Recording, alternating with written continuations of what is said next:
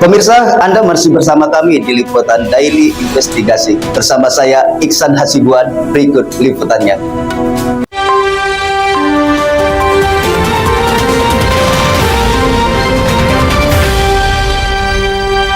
Pernah nggak dia melihat Mas Tendamani melakukan penumbangan? Nggak pernah katanya.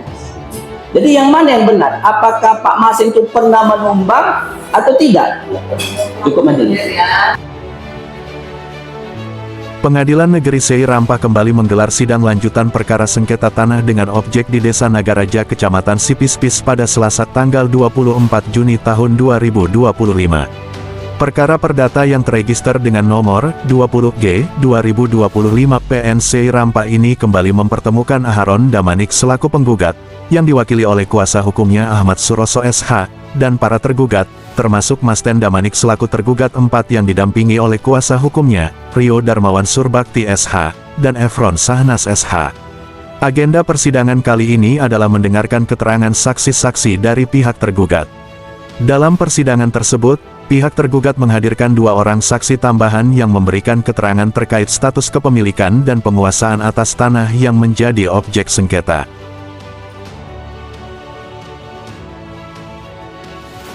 Tadi saudara saksi mengatakan bahwasanya tahu objek perkara. Berapa luasnya? Terus? 2 objek. Dari mana saudara saksi mengetahui? Surat yang mana? Ya, saya kan bertanya. Nggak perlu majelis, kan sesi saya di sini. Nggak, saya ingin mempertegas saja apakah saudara saksi ini sesuai dengan keterangan yang sebelumnya atau tidak. Ya, tadi saya tanyakan bahwasannya dari mana saudara saksi tahu luasnya 153 hektar dan 54.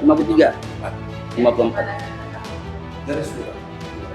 Surat yang mana saya tanyakan tadi sama surat yang mana? Surat yang diserahkan dari Bapak Ahmad ke anaknya. Surat apa judulnya? Surat penyerahan. Selain 2 saksi, pihak tergugat juga menghadirkan seorang ahli dari salah satu fakultas hukum perguruan tinggi negeri di Sumatera Utara. Kehadiran ahli tersebut bertujuan untuk memberikan pandangan hukum mengenai status hukum tanah dan penguasaan berdasarkan bukti-bukti yang telah diajukan dalam persidangan sebelumnya. Tidak jelas, dan dasar tindakannya tidak dapat dijelaskan apakah memiliki validitas hukum yang kuat. Baik, ketika sebuah perjanjian akan dibuat, untuk sahnya sebuah perjanjian, hukum awal perdata menentukan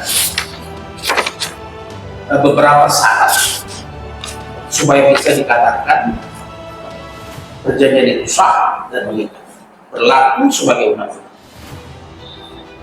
Syarat itu diatur dalam pasal 1320 KUH.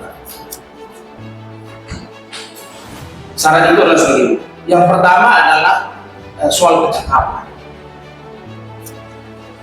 Seorang subjek hukum ketika hendak membuat perjanjian, dia harus cakap. Cakap di sini mengandung arti sudah dewasa